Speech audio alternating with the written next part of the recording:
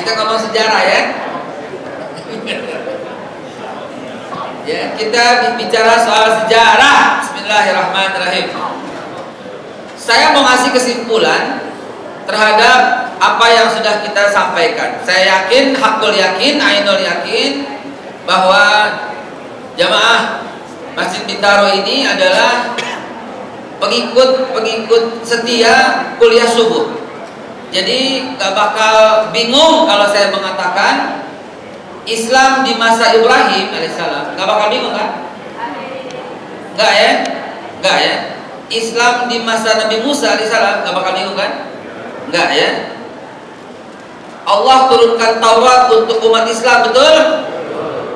Taurat adalah kitabnya umat Islam, betul? Itu yang mesti digaungkan sampai hari kiamat. Injil itu kitabnya umat Islam, betul?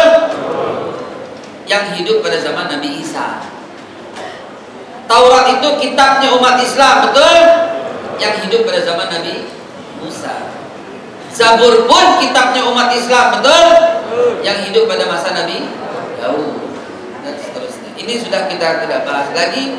Yang kita bahas sekarang adalah soal sejarah kepemimpinan dalam Islam.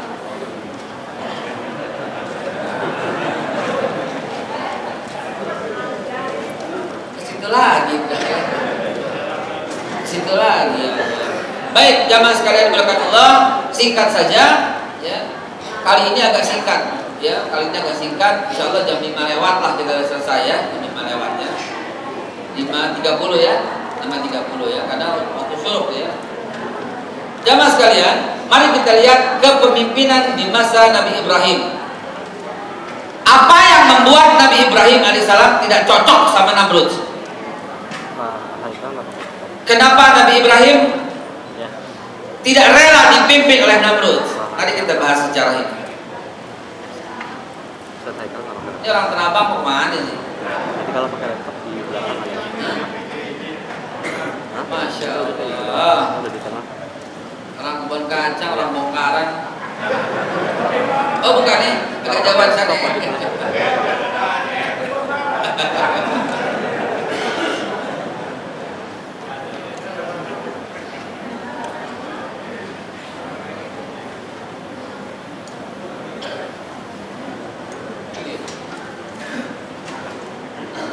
Materinya ada di sini, ada materinya.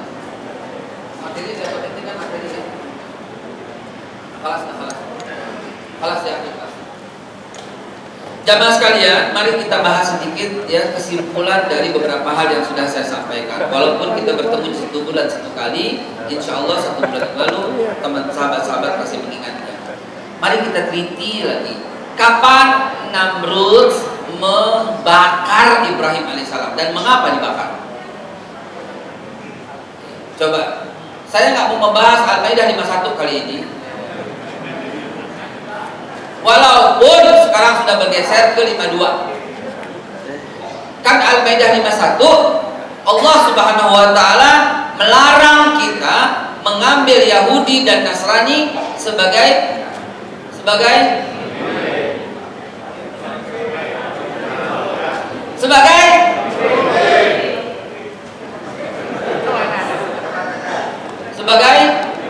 teman dekat, sebagai pemimpin, sebagai aulia, sebagai penolong, sebagai aulia. Apa maknanya? Sekarang lagi berdebat.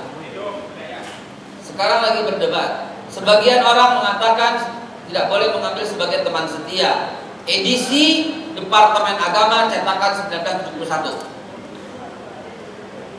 Yang kemudian banyak dikutip, lalu kemudian banyak dibagikan, ya, di copy paste sama pemerintah Saudi Arabia dan dibagikan secara gratis di terjemahan Al-Quran. Lalu kemudian diterjemahkan dengan pemimpin untuk edisi 1984. Kok Quran berubah-ubah? Demi Allah tidak berubah-ubah. Yang berubah orang mengartikan dan menafsirkannya. Kalau mungkin dulu agak-agak takut pakai kata-kata teman. Sekarang begini, sebelum kita bahas sejarah, karena udah kadung nyemplung ke Al-Maidah 51. Kembali ke laptop nanti ya. Karena ada hubungannya, ya.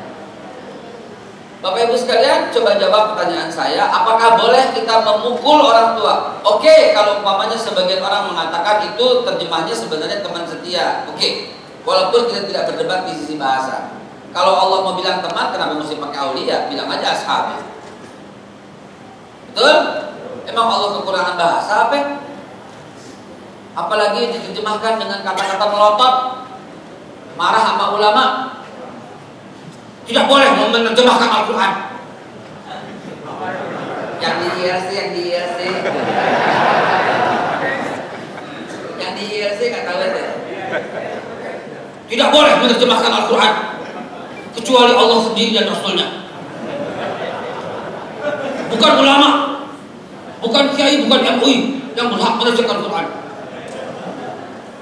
Maksud ayat itu adalah dia sendiri ngomong.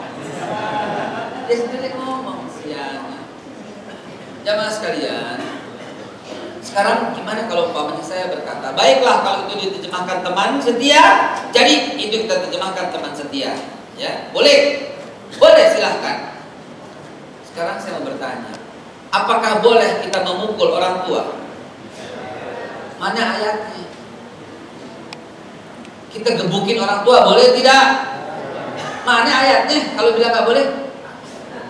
Bagaimana? Ini nggak boleh. Tuh, fala taqul lahuma uffin. Ngomong aja nggak boleh, apalagi gebukin. Disebut sebagian bermakna keseluruhan. Dimakna kullu, ini kaidah usul fikihnya. Apalagi mukul dalam bahasa Indonesia, Betawi, campur segala macam, banyak banget artinya. Kalau orang boleh cuma hit udah selesai. Kalau Indonesia apa? Tonjok, gemuk, demuk, sikat, hajar, tampol, jitak, poles, gampar, pakai ini, tampar, pakai ini kepret. Nah, banyak gak tuh artinya? Banyak. Apalagi coba yang belum, gue gibok lo, gue tempeleng lo, gue demuk, gue sikat, gue kelepak. Banyak gak tuh? Gue kepruk. Itu pakai batu pak. Lihat barisan tangan dulu. Bagaimana coba kalau seandainya Allah Subhanahu Wa Taala harus menyebut bahasa itu semua untuk orang tua? Kan disebut kita kan Quran buat orang cerdas, bukan orang bodoh, bukan buat orang bodoh, bukan buat orang gagal paham. Ini bahasa sopan, maaf, saya harus menggunakan bahasa sopan. Banyak anak-anak gagal paham. Kalau bahasa Betawinya apa gagal paham? Goblok. Coba disebut sebagian bermakna keseluruhan. Artinya bagi orang-orang yang punya akal sehat, ngomong sama orang tua nggak boleh, apalagi ngomong kasar, apalagi mukul, apalagi gampar, apalagi tampol, apalagi hajar. Bayangkan kalau Quran menjelaskan secara detail, janganlah berkata cuh, cuy, cus, cek, cok, cek. Janganlah memukul, menggampar, mentampol, mengampar kepada orang tua. Bayangkan segede gimana itu Quran. Sekarang lagi contoh lagi. Apakah ada larangan? Janganlah berzina. Ada? Yang ada apa? Janganlah. Berarti zinanya boleh. Gimana coba? Mendekati aja nggak boleh, apalagi melakukan. Disebut sedikit bermakna keseluruhan. Quran begitu. Sekali lagi untuk yang ketiga contohnya, boleh nggak kita makan sate hati babi? Loh, dari mana dalilnya? Di mana dikatakan babi haram? Di mana? Walahmul khinzir diharamkan oleh Allah. Lahmul khinzir, daging babi diharamkan oleh Allah. Berarti kulitnya kan nggak ada dalam Al-Quran. Kulitnya, hidungnya, matanya, mulutnya, congornya, kupingnya, hatinya, limpahnya, minyaknya, kukunya, rambutnya, bermakna keseluruhan. La ilaha illallah. Kita jadi bingung sama orang-orang yang ngaku profesor-profesor itu. Lo bilang ini teman, lo teman setia aja nggak boleh, apalagi mengangkatnya sebagai pemimpin yang kita serahkan masa depan kita, yang kita serahkan masa depan anak cucu kita, yang kita serahkan 7 triliun untuk membangun Jakarta. Alah kalau umpamanya Quran mesti sebutin semua. Diharamkan kalian makan daging babi, kulit babi, mata babi, hidung babi, mulut babi, gigi babi, minyak babi, rambut babi, kulit babi, kuku babi. Ya Allah. Jadi mau diterjemahkan apapun, kalau Allah sebut sebagian bermakna keseluruhan. Sekarang yang lebih direpotin kata pakai. Jangan mau dibohongin, pakai Al-Maidah 51. Saya mesti ambil contoh. Pak, maaf ya, ente saya siram pakai air. Kita mesti buktikan basah atau tidak. Basah ya. Sekarang saya ganti, disiram air, nggak pakai kata pakai. Basah juga nggak? Nah, kenapa jadi persoalan? Kenapa mesti mendatangkan 39 saksi ahli bahasa, ahli semantik, ahli body language, ahli membaca wajah, ahli face reading? Cuma urusan kata pakai. Ini siapa sebenarnya ini?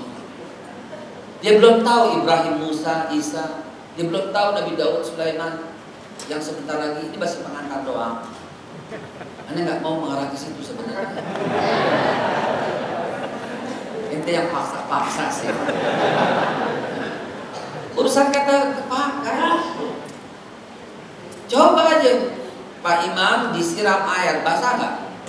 Pak Imam disiram pakai air, basah nggak? Nggak usah diributin pakainya atau tidaknya. Yang penting satu, ada kata kerja, siram. Dua, ada kata bendanya, air. Ketiga, ada objektif, imam, selesai. Itu mah anak SD, SMP, SMA selesai, nggak pakai 39 ahli bahasa. Coba Anda bilang lagi, ada seorang yang namanya Chongli misalnya Chongli. Tahu Chongli? Congornya liar. Chongli diselamatin angkot, selamat gak dia? Selamat. Chongli diselamatin pakai angkot, selamat juga nggak? Ya. Acong misalnya Acong dikepruk batako, hancur nggak palanya? Contoh, Acong dikepruk pakai batako, hancur juga nggak? Lo bedanya di mana? Ini contoh misalnya, contoh doang ini ya, nggak boleh kita begitu ya. Ahok disabet celurit, robek nggak perutnya? Ini contoh ya Allah. Ahok disabet pakai celurit, robek juga nggak perutnya? Sama-sama robek, bedanya di mana? Ya. Tapi itu kan teman, ya baik. Oke deh. Karena ayat 52 mengatakan orang-orang yang punya penyakit hati itu ketika mereka mengangkat Al-51 ketika mereka mengangkat Nasrani dan Yahudi sebagai pemimpinnya, lalu mereka mendatangi yang diangkat itu dan mereka berkata, gimana nih nanti gue gak dapet proyek. Hebat ya Allah ya, Allah hebat banget. Ternyata mereka cuma urusan hati, mereka punya penyakit hati. Ini 52 nih. Lalu mereka mendatangi itu dan berkata, gimana nih nanti gue gak dapet proyek, gue takut nih gue miskin, gue takut kalau gue gak angkat lo gue gak dapet proyek, gue takut kalau gak bantu lo nanti gue dapet bencana, kata Allah. Gue takut nih nanti di embargo, gue takut nih proyek gagal, gue takut nih jalanan jadi macet lagi, gue takut nih MRT gagal, gue takut nih. Ya Allah Subhanahu wa Ta'ala udah bongkar isi hati mereka. Gue takut nih proyek gak jalan, gue takut nih, kami takut ada bencana kalau gak angkat ente. Apa kata Allah? Jangan takut, Allah akan menangkan kalian. Kalau kompak, kalau bersatu, Allah akan menangkan kalian. Kalau enggak, masih koma ya tadi. Biar Allah yang ambil keputusan. Ini saudara yang kita takutin. Kalau kita nggak kompak, biar Allah yang ambil keputusan. Kenapa? Karena Allah tidak pernah lelah. Dari mana Ustaz tahu nggak pernah rela? Baik, kalau Bapak Ibu sekalian nggak mau kita membahas Al-Quran, kita geser Qurannya, kita geser hadisnya, ya. Lagian juga nggak berwarna nih kan, kita geser aja.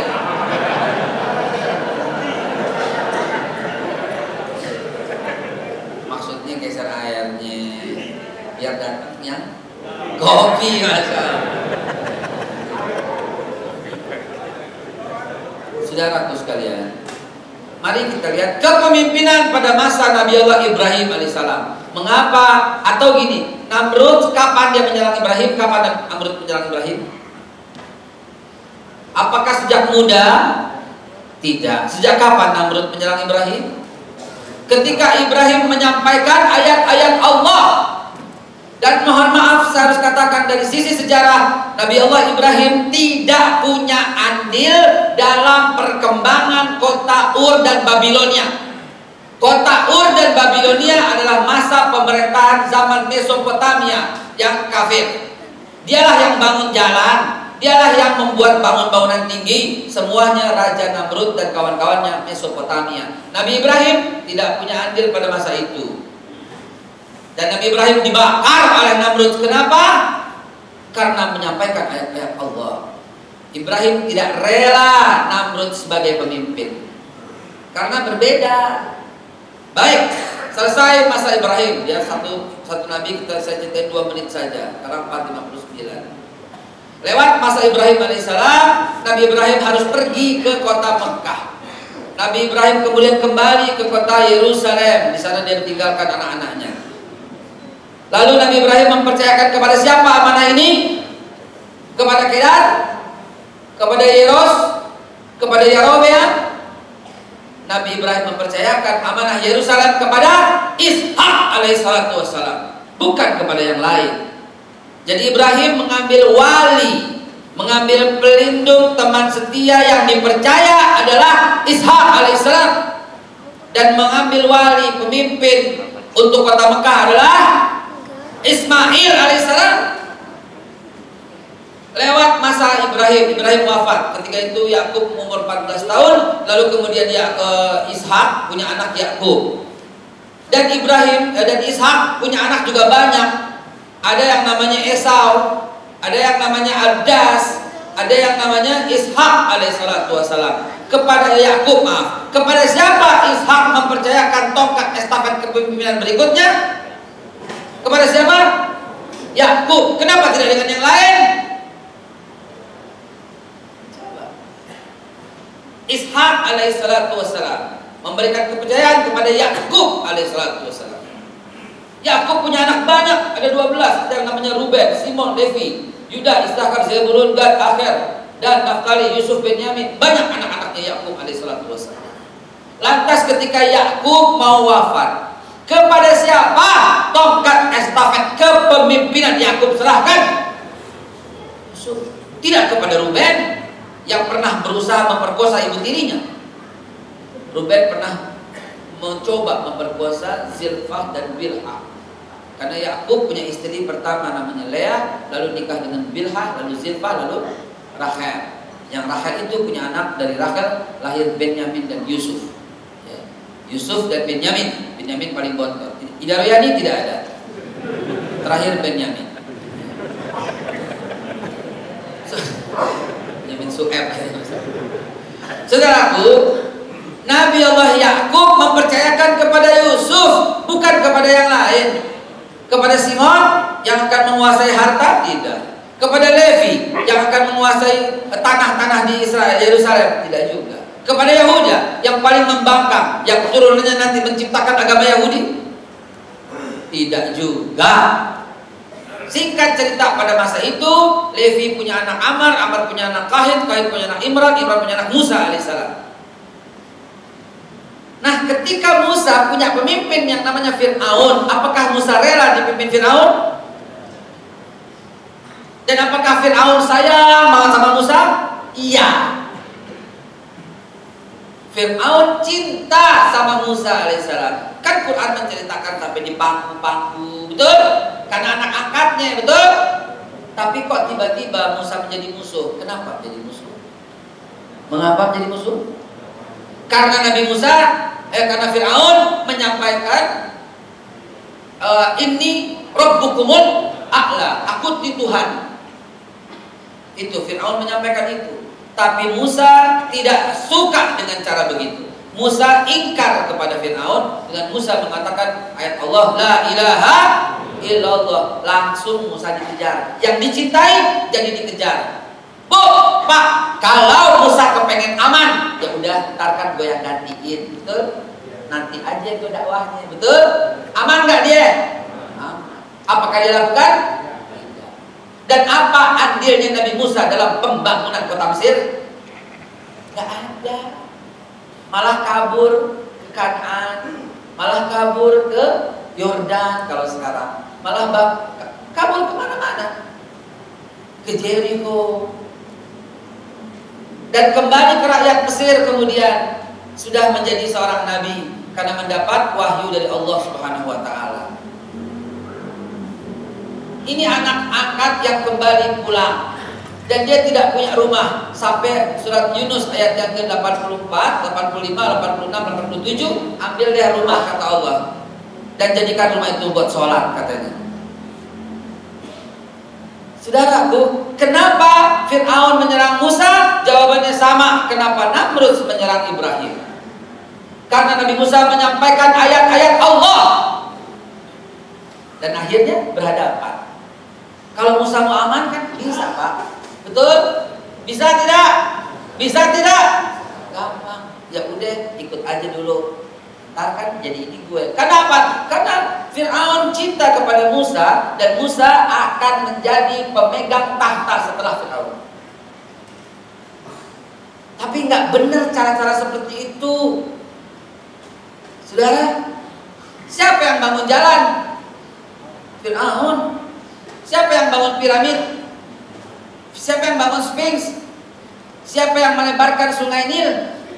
Siapa yang menggaji karyawan-karyawan di lingkungan istana? Siapa yang membagi-bagikan emas kepada rakyat Mesir? Fir'aun. Semua yang lakukan itu. Kan sama sekarang. Sejarah di sejarah, maaf sejarah. Kita ngomong sejarah, maaf. Fir'aun lah yang bangun MRT. Fir'aun yang membuka BKT. Anjir kanal ini. Demi Allah, sahabatku sekalian, Allah menyuruh rakyat memilih Musa, bukan Fir'aun. Dan Fir'aun merasa kurang akhirnya pengikutnya, karena sebagian telah terbeli, telah tersapu matanya oleh pembangunan, telah tersapu matanya oleh kata-kata yang menusuk hati umat Islam. Lebih baik punya pemimpin kafir tapi adil daripada punya pemimpin Islam tapi korupsi. Mana bisa dibandingin? Ini nggak fair namanya. Giliran korupsi ditempel-tempelin dengan orang Islam, padahal pelaku korupsi semuanya dari kelompok sana. BLBI semuanya dari kelompok sana. Coba urutkan saja 100 ranking para maling di negeri ini, nomor 1 sampai dengan 100. Coba siapa mereka?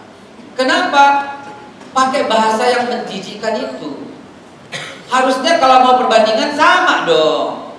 Lebih baik mana? Punya pemimpin Islam adil atau punya pemimpin kafir adil? Lebih baik mana? Itu dong. Harus dia dong, apple to apple gitu. Ibu apalah? Tahu nggak apple to apple maksudnya?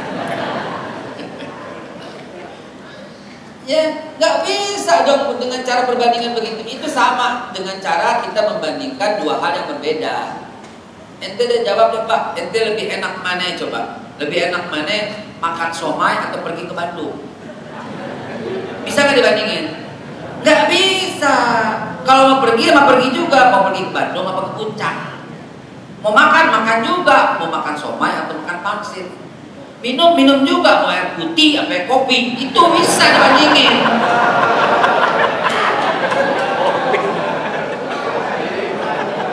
Kalau begini doang mana bisa dibandingin. Bukan mau air putih atau aqua, sama. Sama dua-duanya.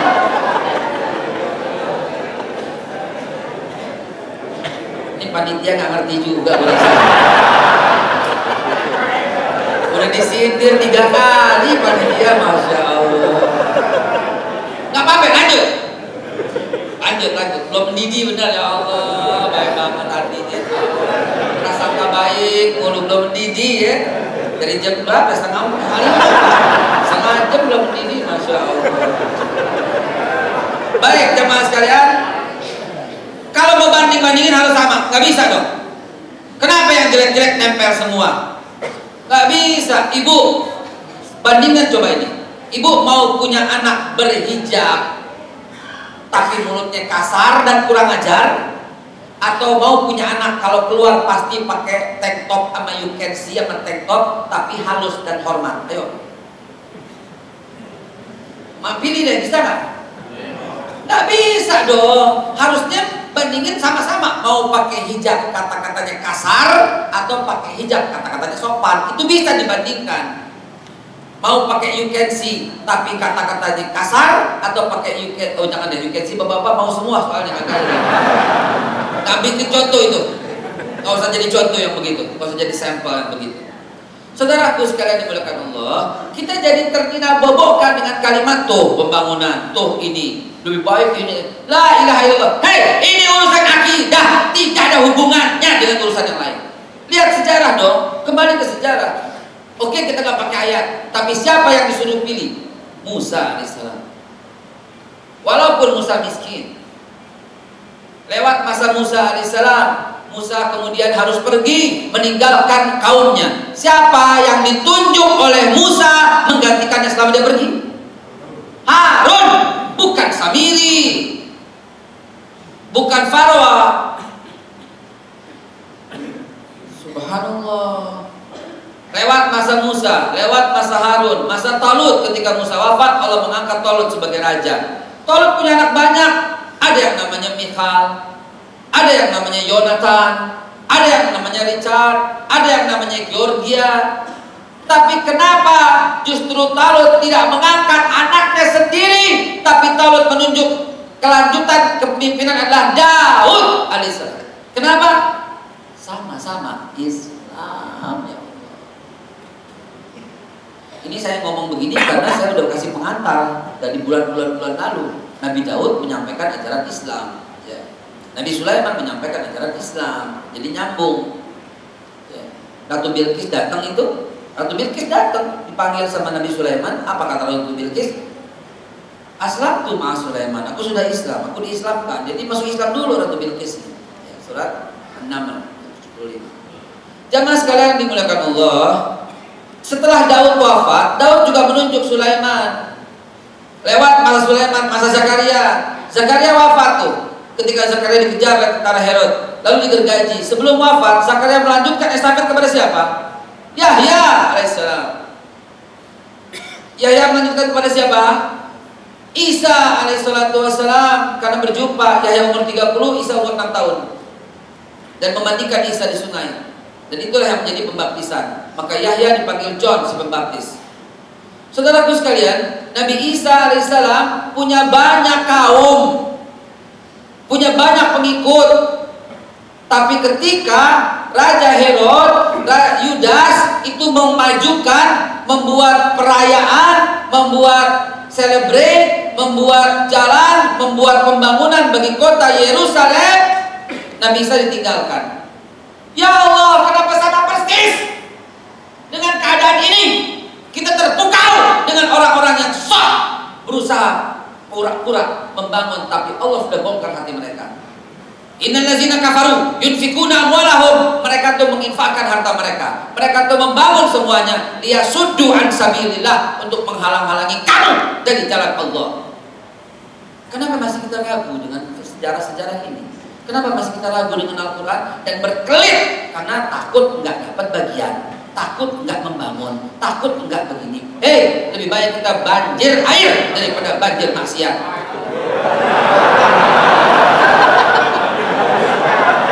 Ini yang bawain pimpinan bank. Ini merasa terhormat luar biasa. tapi syariah bang, bukan dalam riba ya.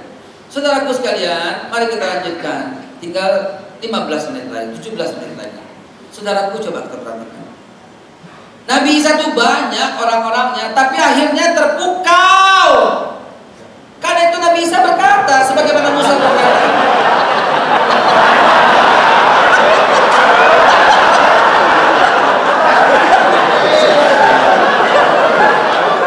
Mabruk. Masya Allah. Alhamdulillah.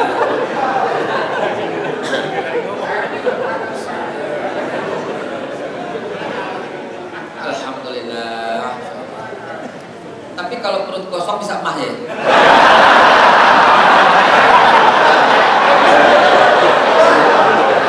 Enggak, saya cuma bilang doang. Kalau nggak ada risol, Yesus, saya ini bisa mah. Jadi harus ada isinya baru. Kelas, lanjut. Nabi Musa ngeluh ketika kaumnya meninggalkannya. Ya, ketika kaumnya meninggalkannya, Nabi Musa ngeluh. Ya qaumi lima tu'zunani. Hai kaumku, kenapa kau sakitin aku? Menyakitinya itu bukan digebukin, bukan dilukain, tapi ditinggalkan. Lima tu'zunani wa qad ta'lamuna anni Rasulullah. Kenapa kau tinggalkan aku? Kau kan tahu aku Rasulullah. Sekarang kan nggak ada Rasul, tapi al ulama warasatul anbiya. Memang kagak ada Rasul, tapi kita mesti dekat sama ulama. Kita mesti hormat sama ulama. Kita mesti ikut kata ulama, karena al ulama warasatul anbiya. Begitu kita beragama, ya Allah, ya Rabbi, ya Tuhan. Coba Nabi Isa pun ditinggalkan. Ketika Isa ditinggalkan, ya Bani Israel laskuru, ya Bani Israel inni Rasulullah ilaikum musaddiqan lima baina yadayya min Taurat wa mubashiran bi rasulin min ba'di Muhammad. Falamma ja'u bil bayinat qalu hadza sihrun mubin wa man azlama mimman iftara 'ala Allahi al-kadziba wa huwa yud'a ila Islam yang dibawa Nabi Isa alaihissalam. Nabi Muhammad pun demikian. Nabi Muhammad dicintai oleh semua penduduk Quraisy, bahkan calon pemimpin setelah Abu Thalib. Kenapa? Karena dia sudah ditunjuk sebagai Muhammad Al-Amin, pemimpin Quraisy, pemimpin Mekah dan Madinah, pemimpin Hijaz. Tapi pas di usia 40 bukan ditunjuk sebagai pemimpin, dimusuhin. Kenapa? Jawabannya sama apa yang saya ceritakan di masa Ibrahim. Sama, karena Nabi Muhammad menyampaikan ayat-ayat Allah. Sebagian orang berkata itu Nabi Muhammad rela dipimpin oleh Abu Thalib, jadi itu boleh. Ya Allah, kesian pada profesor tapi begitu pikirannya. Kan itu belum jadi nabi. Setelah jadi nabi, setelah ayat turun, Nabi Muhammad kan tidak rela dipimpin oleh siapapun. Akhirnya Nabi Muhammad membangun pemerintahan sendiri, yaitu yang namanya Madinah. Kok nggak ngerti sih? Kok bilang Nabi Muhammad masih orok, masih anak-anak, rela dipimpin oleh Abu Thalib? Kita doakan saja semoga para profesor itu kembali ke jalan yang benar. Amin ya Allah. Dan yang sudah meninggal barusan, Allah hapuskan semua kesalahannya. Amin ya Allah ya Rabbal alamin. Kesian banget. Karena sebelum sakit beliau berkata, Allah tidak perlu dibela. Sejak kapan Islam perlu pembelaan? Ya Allah. Surat Shaf ayat 14 diperintahkan, ya ayyuhalladzina amanu kunu ansarullah. Hei orang yang beriman, jadilah pembela Allah. Allah yang suruh. Jadi kita mesti jadi pembela Allah. Siap jadi pembela Allah? Siap jadi pembela Quran? Siap jadi pembela Islam? Siap jadi pembela Rasulullah? Wajib hukumnya jadi pembela itu. Allah nggak perlu dibela. Memang Allah tidak perlu dibela, saudara. Memang Islam tidak perlu dibela, saudara. Tapi Allah pengen tahu Anda berada di pihak yang mana.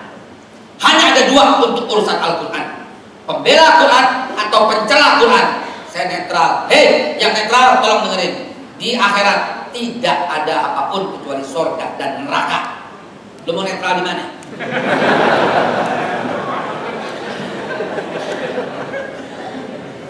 Lo mau netral di mana? Ente turun pembela Al-Quran, ente diam mondok moe, ente pencela Al-Quran.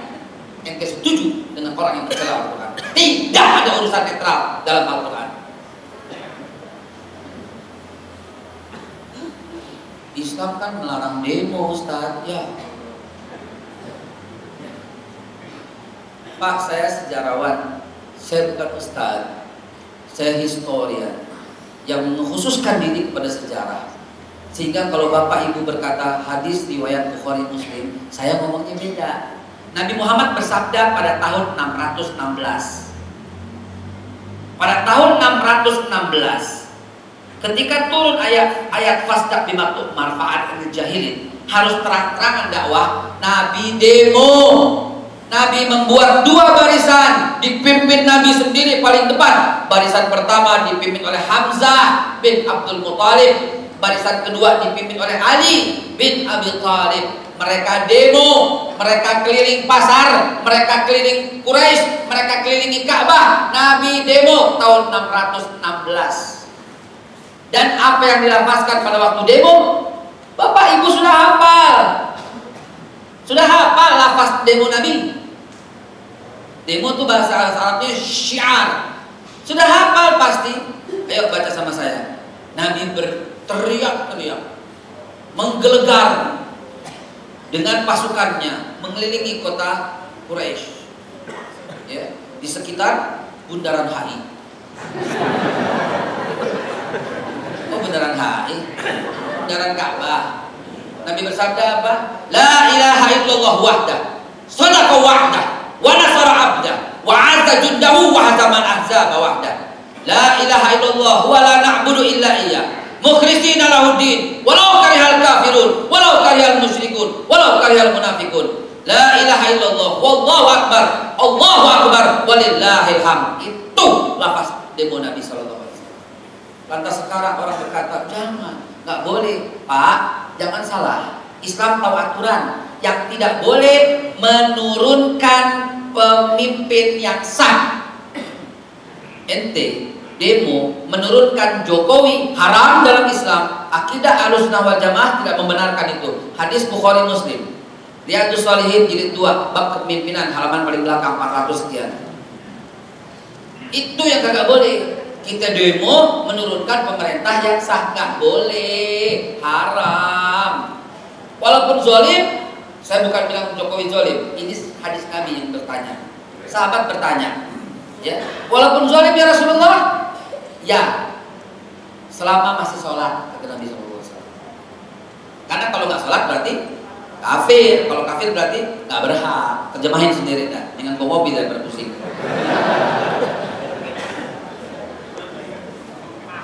Masya Allah. Di sini yang gini. Melek-melek dah gue. Sahabatku sekalian, ini sejarah kepemimpinan. Ini hakul yakin. Ini ainul yakin. Jangan bergeser lagi saudaraku. Kalau nggak pakai ayat, nggak pakai An-Nisa 148, nggak pakai Al-Maidah ayat 8, nggak pakai. Kita ngomong sejarah dulu. Biar imam-imam, biar alim-alim, biar ustadz, biar kiai yang menjelaskan itu. Ayo bahas sejarah. Nabi wafat. Kepada siapa Nabi lanjutkan tongkat estafet itu? Pada siapa? Abu Bakar Siddiq. Bukan kepada Abu Jahal, bukan Abu Lahab, bukan Abu Sufyan, bukan juga kepada Amr bin As, bukan juga kepada Muawiyah, bukan juga kepada Ali bin Abi Thalib, bukan juga kepada yang lain, tapi Nabi SAW kepada Abu Bakar Siddiq radhiyallahu anhu. Lantas Abu Bakar Siddiq mengangkat para khalifah. Siapa yang diangkat oleh Abu Bakar Siddiq? Umar bin Khattab, Utsman bin Affan, Ali bin Abi Thalib, Talha bin Ubaidillah, Zubair bin Awwam, Abdurrahman bin Auf, Salman Al-Farisi, Abi Dzar Al-Ghifari. Ada nggak yang diangkat oleh Abu Bakar dan Umar itu namanya Congli?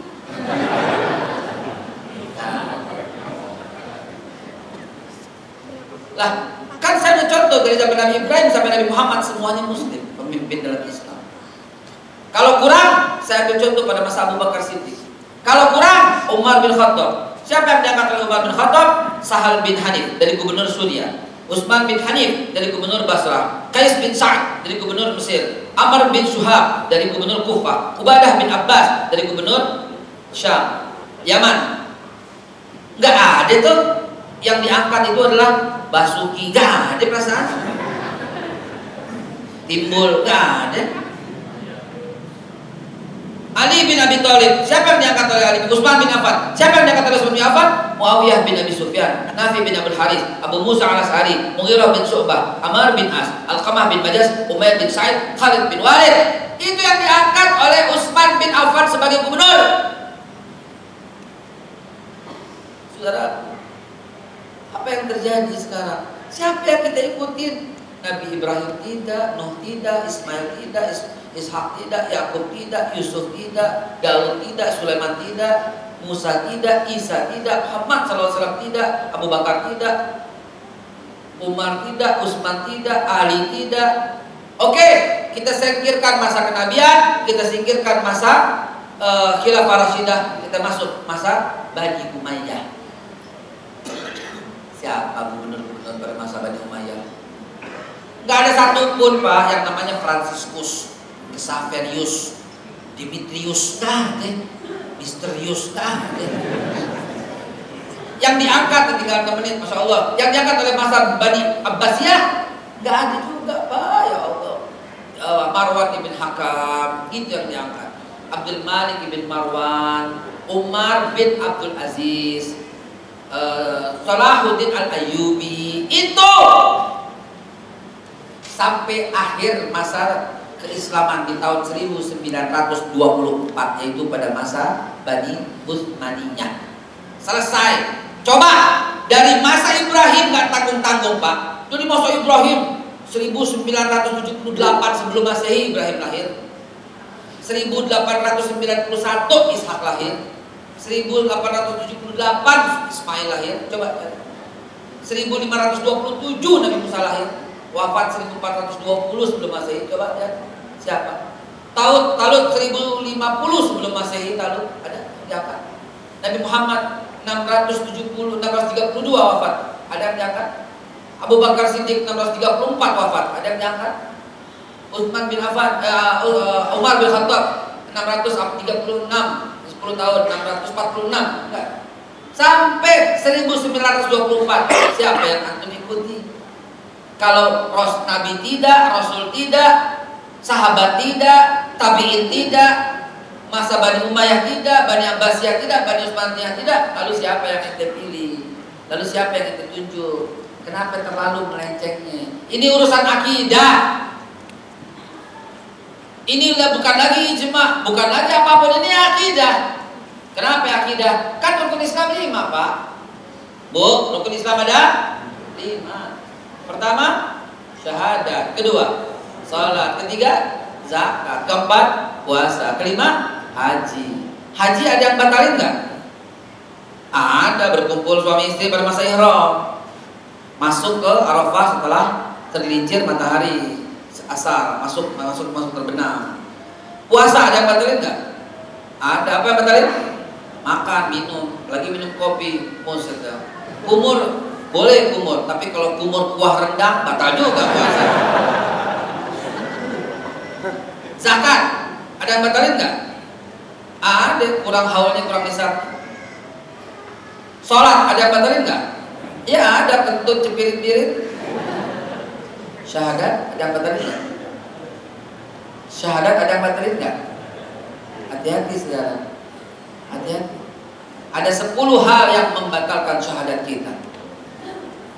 Batal syahadatnya 10 hal. Anda bahas nomor 3 aja deh. Bentar, tinggal 3 menit. Nomor 3. Nomor 3, pendapat dari para alim ulama, pendapat daripada fuqaha, para ahli fiqh, pendapat pada para imam, pendapat para tabi'in, bahkan ditulis dalam kitab-kitab Yusuf Ridha, dalam Yusuf Qaradawi, Rashid Ridha, Abu A'la al-Maududi, tercantum dalam kitab Fatih akan banyak sekali. Yang nomor 3 apa? Mengangkat orang kafir sebagai pemimpin dengan mengenyampingkan orang beriman, batal syahadatnya. Dalilnya Al-Maidah 51. Wa may yatawallahu minkum fa innahu minkum. Siapa yang mengangkat mereka sebagai pemimpin, mereka telah menjadi golongannya. Cakep memang Al-Quran, cakep, manis. Bahkan Allah tegaskan lagi dalam Al-Maidah 54-nya. Allah tegasin lagi. Ya ayyuhallazina amanu. Biasanya enak ujungnya. Hai orang yang beriman, kutiba alaikumusiyam. Enak. Hai orang yang beriman, makanlah yang baik. Hai orang yang beriman, diwajibkan berpuasa. Hai orang yang beriman, jaga diri dan keluargamu dari neraka. Hai orang yang beriman, diwajibkan atas kamu. Enak semuanya. Khusus Al-Maidah 54 bikin bulu-bulu kita berdiri. Ya ayyuhallazina amanu man yartadda minkum an dinihi. Hei orang yang beriman, siapa yang mau murtad silahkan. Coba. Karena begitu kerasnya aturan dalam Islam urusan kepemimpinan. Murtad orang yang mengangkat pemimpinnya itu dari kalangan non muslim. Al-Maidah 54. Fatwa MUI itu dari tahun 70 gak pernah dirubah sampai sekarang, tetap gak pernah berubah. Karena kita gak mau dengan ulama. Kita merasa masih muslim, kita merasa sholat, apa-apa yang penting sholat, yang penting muslim. Kita masih merasa, padahal di mata Allah, ya ayyuhallazina amanu man yartadda minkum an dini fasawfa ya'tillahi biqaumin yuhibbuna wa yuhibbuna azillatin 'alal mu'minin wa 'izzatun 'alal kafirin. 5:29. Kifaratul majlis. Subhanakallah wa bihamdihi subhanaka asyhadu an la ilaha illa anta astaghfiruka wa atubu ilaih. 5:30 pas. Hadanallahu wa iyyakum ajmain. Usikum nawasi bitaqwallah. Saya tutup. Kalau yang mau bertanya silahkan. Kalau yang mau ada keperluan pulang silahkan. Saya masih di sini sampai jelang waktu subuh. Assalamualaikum warahmatullahi wabarakatuh. Tafadhol yang mau bertanya silahkan.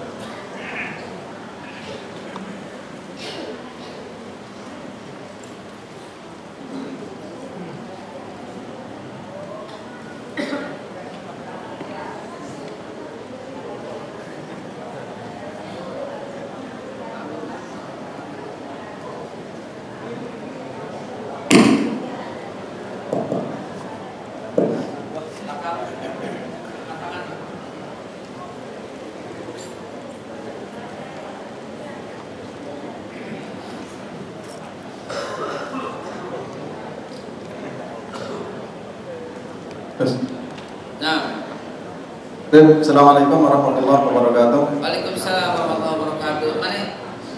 Ustaz. Terima kasih subhanallah Ustaz. Cair sekali suasana hari ini. Saya pengen bertanya Ustaz. Ada yang mengatakan bahwa pernah Rasulullah memerintahkan ketika mereka disuruh berlindung ke wilayah yang pimpinannya belum muslim di Habasyi itu, pengen mendapatkan penjelasan latar belakangnya dan kondisi di kerajaan Habasyah yang dipimpin ketika itu. Baik. Bismillahirrahmanirrahim. Habasyah pada masa itu Najasyi. Najasyi pada waktu itulah pengikut Ahlul Bait, pengikut Ahlul Kitab.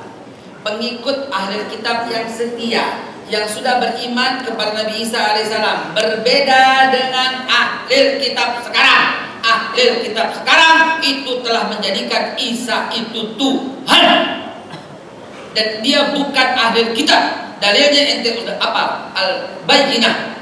Ya. Innal ladzina kafaru min ahlil kitab wal musyrikin fi nari jahannam khalidina fiha. Itu bukan untuk Najasyi. Najasyi itu pengikut Isa yang setia. Karena itu ahlul kitab disebut. Ahlul kitab zaman sekarang kagak ada. Ahlul kitab ada pada masa Nabi, di mana ada masih orang yang mengikuti Isa al-Masih. Siapa itu Najasyi? Siapa itu Waraqah? Siapa itu Tulaifah? Siapa itu Waraqah bin Nawfal? Siapa lagi? Banyak. Salman al-Farisi ahlul kitab. Lalu kemudian dia beriman kepada Nabi Muhammad SAW. Jadi kagak ada hubungannya sama zaman sekarang. Mereka bukan ahlul kitab. Yang kita maksud Ahok ahlul kitab. Kafir dia. Yang ente maksud siapa? Luhut. Kafir dia. Anda nggak bilang sesat, itu kena undang-undang. Tapi kalau kafir dilindungi oleh Quran, nggak apa-apa yang ngomong kafir, sah. Sah orang ngomong kafir. Laqad kafarul ladzina qalu innallaha wal masih ibnu Maryam. Sungguh telah kafir orang yang mengatakan Isa itu Tuhan. Kafir. Jelas-jelas. Allah yang bilang kok, nggak bakal bisa hate speech. Anda tahu aturan insya Allah. Karena itu kita bela Al-Quran. Al-Quran yang kita cium, yang kita peluk, yang kita rangkul, yang kita nangis, yang menjadi teman tidur kita, yang menjadi pelipur lara. Berduka, buka Quran. Kesusahan, buka Quran. Kita cium ini ke Quran, hilang segala macam persoalan ketika kita menghadap Allah dengan Al-Quran. Man arada yang terkalam sama Allah falyaqra'il Qur'anan. Siapa yang ingin bercakap-cakap dengan Allah maka bacalah Al-Quran. Kita orang Betawi, walaupun nggak ada dalilnya, tapi kita orang Betawi dengan Quran, masya Allah. Kita mau ngaji, umi aneh, abah aneh, suruh ganti baju. Allahu Akbar. Ganti baju lo, mau baca Quran. Abah aneh begitu, ganti baju, mau baca Quran yang sopan. Wudhu, kita mandi. Kalau ada kotoran bapak marah, suruh sikat gigi. Suruh sikat gigi dulu, wudhu dulu, ganti baju dulu, kita duduk, baru kita baca Al-Quran, kita cium itu Al-Quran. Ini ada orang bilang Al-Quran alat bohong, kurang ajar. Nggak rela kita orang Betawi begitu. Siap kita bela Al-Quran? Siap kita bela Al-Quran? Saya tunggu tanggal 2 bulan Desember di Bundaran HI. Insya Allah. Takbir! Takbir! Allahu Akbar! Takbir! Allahu Akbar! Sallu ala Nabi. Kita bela Al-Quran insya Allah bertanggal 2 bulan 12 yang akan datang. Insya Allah. Amin ya Allah ya Rabbal alamin. Tafadhal, silakan mau ada tanya lagi. Ustaz, Assalamualaikum warahmatullahi wabarakatuh. Sekarang ini baru tingkat gubernur. Undang-undang dasar kita telah direvisi. Untuk seorang presiden dibutuhkan hanya warga negara Indonesia. Tidak dicantumkan agama, tidak dicantumkan keturunan. Nah, yang akan datang ini lebih ramai. Apa kira-kira yang harus kita lakukan, Ustaz? Bismillahirrahmanirrahim. Sekali lagi saya tegaskan. Ini direkam, ada yang rekam, silahkan. Sekali lagi saya tegasin. Kami tidak dalam rangka menurunkan Ahok. Tidak. Andai kata dia tidak menyampaikan Al-Maidah 51 sebagai alat bohong, kami nggak turun. Karena dia gubernur yang sah, yang SK-nya ditandatangani oleh Menteri Dalam Negeri Cahyokumolo. Kita tidak menurunkan itu, karena kalau kita menurunkan, namanya kita berhadapan dengan negara, kita berhadapan dengan aparat, kita berhadapan dengan polisi. Apakah polisi jahat? Tidak. Polisi memang harus netral, dia melindungi, harus netral. Polisi nggak boleh berpihak kepada Islam, nggak boleh berpihak pada Kristen. Polisi berpihak kepada undang-undang. Kita paham. Kita tidak bakal turunkan. Kita tidak rela Al-Quran dibilang alat bohong.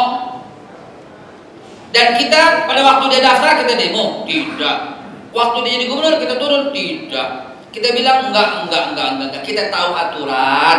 Aturan di negara kita bilang boleh, silahkan. Karena itu saya cuma menyampaikan jangan sampai pilih dia. Itu hak saya, itu hak setiap orang. Negara melindungi. Jangan sampai kepilih lagi, itu wajib disampaikan. Kalau ternyata kepilih, wassalam, ente diam, ente ikutin aturannya, selesai. Paham maksudnya? Dia jadi gubernur, padahal kita nggak pilih. Lalu kemudian dia bikin aturan, jam 7 pagi harus lari pagi misalnya. Ente mesti ikutin. Kenapa? Karena itu tidak menuju kepada kemusyrikan. Dia jadi gubernur, lalu ente diwajibkan setiap jam 7 mabok. Ente lawan, ini bertentangan dengan akidah.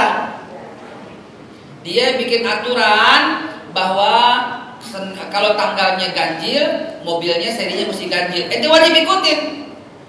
Kenapa? Karena tidak bertentangan dengan akidah. Jelas? Jelas? Itu aturan orang Islam, Pak. Kalau masa pemimpinan kita berjuang jangan sampai kepilih. Kalau ada kepilih, innalillahi wa inna ilaihi rajiun. Kita tetap mesti ikutin selama tidak bertentangan dengan akidah. Paham? Itu udah digariskan oleh pendiri negara ini. Kalau nggak suka, jangan di sini.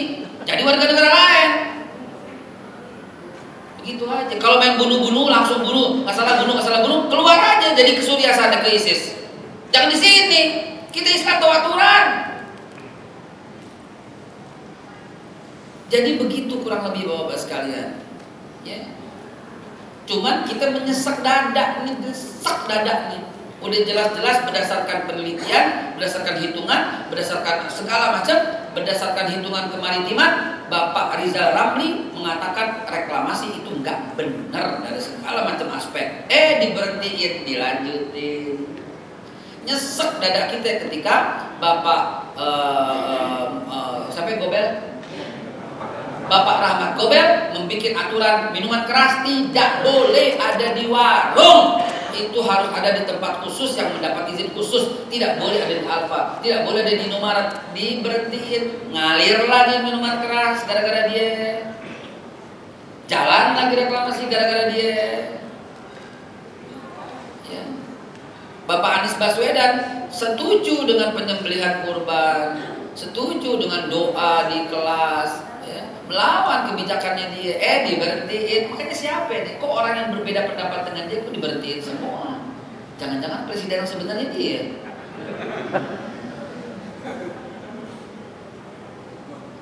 Wallahu a'lam bishawab. Enggak, bukan dia gubernur Pak. Tapi sebentar lagi enggak, insya Allah. Amin. Amin ya Allah ya Rabbal. Sebentar lagi masuk Islam. Amin. Allah ya Rabbal alamin. Sebagaimana Nabi mendoakan Umar bin Hisham atau Umar bin Khattab, Nabi mendoakan. Akhirnya Allah memilih Umar bin Khattab. Kita juga mendoakan supaya dia masuk ke dalam agama Islam. Amin ya Allah ya Rabbal alamin. Tapi walaupun sudah Islam, harus tetap dihukum. Karena ini bukan urusan pilkada, ini urusan pencelaan agama. Emang Nabi begitu? Iya. Emang Nabi begitu kan? Iya. Nabi diludahin marah tidak? Dihapus. Nabi ditimpa tai korma, tai onta. Ya. Tai korma. Nabi ditimpa sama kotoran unta. Nabi marah tidak? Nabi maafin enggak? Maafin. Nabi pernah ditimpukin berdarah-darah oleh penduduk Taif. Nabi maafin tidak? Maafin. Nabi doain. Tetapi pada waktu Futhu Mekah, di antara semua orang yang jahat sama Nabi, Nabi maafin, Nabi doain, Nabi maafin. Selesai semua, sampai Nabi bilang, siapa yang masuk Ka'bah aman, siapa yang masuk rumah Abu Sufyan juga aman, siapa yang masuk orang kafir aman semuanya. Siapa yang mengganggu mereka sama dengan menggangguku, kata Rasulullah. Siapa yang menyakiti mereka, orang Nasrani Yahudi, sama dengan menyakiti hatiku. Aman semuanya, tenteram. Namun kata Nabi, cari Abu Sarrah. Semuanya aman. Menyakiti mereka, menyakiti hatiku. Mengganggu mereka sama dengan menggangguku. Tapi cari Abu Sarrah, kata Rasulullah. Cari. Kenapa ya Rasulullah? Dia pernah mencela Al-Quran. Ketangkep Abu Sarrah, dibawa sama Nabi, minta ampun, minta maaf. Nabi ampunin, Nabi maafin. Tapi hukuman bagi pencela Al-Quran harus ditegakkan. Abu Sarrah dipenggal kepalanya dan dikuburkan. Dipotong antara kepala dan tubuhnya, dipisahkan. Itulah hukuman bagi orang yang mencela Al-Quran. Karena Al-Quran kalam Allah, nggak bisa dibikin main-main, saudara. Paham kenapa kita turun? Paham kenapa kita marah? Bukan karena pilkada, bukan karena dia jadi gubernur, tapi kita demi Allah tidak rela ada orang yang mencela Al-Quran. Ini kalau Anda nggak tutup jam 9.10 kita bergerak. Anda sih bisa aja, tapi mana bubur ayam? Yesusnya kan ada semua. Setelah ini Ustaz, setelah ini di luar. Telat, kan namanya rame-rame. Ada, habis ini. Makanya kalau minggu ketiga ente tuh siapin nasi kebuli. Dari sini sampai sono. Masa masih minta lo kagak bisa? Bisa kan? Kebuli kecil. Setuju nasi kebuli? Setuju. Emang kalau provokator yang begini Pak. Sekali lagi kita berkenalan aja sekali lagi. Subhanakallah bihamdika subhanaka bihamdika asyhadu an la ilaha illa anta astaghfiruka wa atubu ilaik. Hasbunallah ni'mal wakil, ni'mal maula wa ni'man nasir. A'udzu bikalimatillahit tammati min syarri ma khalaq. Bismillah, la yadurru ma ismihi syai'un fil ardi wa la fis sama', wa huwas samiul alim. Usikum wa nafsi bittaqwallah. Wassalamualaikum warahmatullahi wabarakatuh.